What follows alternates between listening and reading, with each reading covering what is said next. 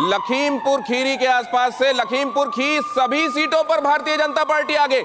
अजय मिश्र टेनी, लखीमपुर कांड और वहां की सभी सीटों पर भारतीय जनता, सभी 8 सीटों पर भारतीय जनता पार्टी का आगे चलना। राहुल जी, इसका मतलब? मैं तो पहले कह रहा था ठीक है, जनादेश है तो इसको समझना चाहिए। और जो एक हमें दिख रही है कि वहाँ पर जो एक अपार बहुत ज़बरदस्त विराट समर्थन है बीजेपी के लिए, वो दिख रहा है। ब्राह्मणों के नेता वो अनचाहे बन गए थे और ब्राह्मणों ने उनको भी एक प्रतिष्ठा का प्रश्न बना लिया था, इसलिए वो भी दिख रहा है। बाकी जातियों का भी समर्थन मिला। लेकिन मैं समझता हूँ लोकतंत्र के लिए ये कोई बहुत, अजय हमारे मित्र रहे हैं, मैं ये स्पष्ट कर दूँ, उसके बावजूद मुझे लगता है कि बहुत मुझे खुशी नहीं हुई है जानकर। लेकिन मैं दिनेश एक बात कहना चाहता हूँ कि आप लोग बुलडोजर की बात कर रहे हैं, लेकिन असली बुलडोजर उत्तर प्रदेश में नहीं पंजाब में चला है और वो आम आदमी पार्टी का बुलडोजर। कुछ कह रहे हैं साथ में। मेरा ये कहना है, लखीमपुर के संदर्भ में लखीमपुर की जीत का श्रेय राहुल जी के मित्र को नहीं दिया जा सकता है। लखीमपुर की जीत का मतलब है कि भारतीय जनता पार्टी के साथ जो पिछड़ी जातियां थीं वो इंटैक्ट हैं, उनमें कोई बिखराव या टूट नहीं हुई है जैसे उनके नेताओं के जाने से ये परसेप्शन बना था। एक लाभार्थियों का बड़ा वर्ग है जो जात पात के बंधन को तोड़कर आगे आया है। ये नतीजे रामकृपाल जी उसका प्रतिफल है। डेटा सेंटर पे जाते हैं। मैं इन्हीं की बात में एक और चीज जोड़ूंगा।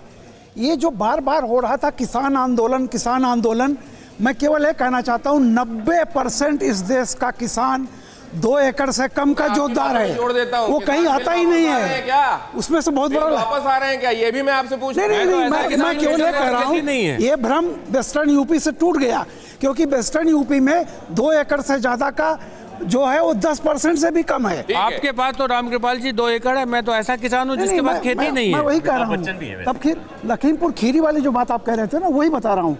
लोगों को लग रहा था वहां पर, जानते हैं जो है बड़े बड़े फार्म हाउसेस है वो किसके हैं? वो उन सरदार सिखों के लोगों के हैं जिन्होंने जाकर के वहाँ किया है। लैंडर्स पीजेंट्री जो वहाँ की है वो बीजेपी के साथ है, और जो अब हेमंत जी ने कहा लाभार्थी वही है। भारतीय जनता पार्टी की तरफ से कद्दावर नेता महेंद्र नाथ पांडे हमारे साथ जुड़ रहे हैं। हेमंत जी भी उनसे साथ बातचीत करेंगे, लेकिन पहले मैं महेंद्र जी समझना चाहता हूँ आपसे, आपके हिसाब से इन रुझानों और नतीजों में क्या संदेश है? इन रुझानों और नतीजों से स्पष्ट संदेश है मोदी जी का मैजिक, जो सेवा निर्भर उत्तर प्रदेश को आगे देश के सभी जो वर्तमान चुनावी राज्य हैं उन सहित सारे देश को आगे बढ़ाने का जो उनका प्रयत्न 2014 से चल रहा है, जनता ने एक बार पुनः उस पर अपनी मुहर लगाई है। वो मोदी जी के संग उत्तर प्रदेश में योगी जी के संग पूरे देश में भाजपा के संग चल रही है। यही रुझानों का संदेश है। समाजवादी पार्टी के नेता अभी कह रहे हैं बहुत जल्दी कर रहे हैं आप लोग खुशियां मनाने में, अभी सर्टिफिकेट बहुत कम लोगों को जीत के मिले हैं। भारतीय जनता पार्टी बहुत जिम्मेवार दल है, जल्दबाजी में वो थे, उनके बयान हास्यास्पद थे। 403 में 400 सीट, एक प्राइमरी और जूनियर हाई स्कूल का बच्चा भी उनके बयान पहुंचता था। हम एक गंभीर और दुनिया की सबसे बड़ी जिम्मेवार पार्टी है, और जो निर्वाचन आयोग की वेबसाइट से जो रिजल्ट्स क्रमशः आ रहे हैं, प्रामाणिक रुझान, आप सब मीडिया की प्रामाणिक रुझान के आधार पर हम सब मान के चल रहे हैं कि चारों राज्यों में जहां बीजेपी थी पुनः जनादेश लेके आ रही है।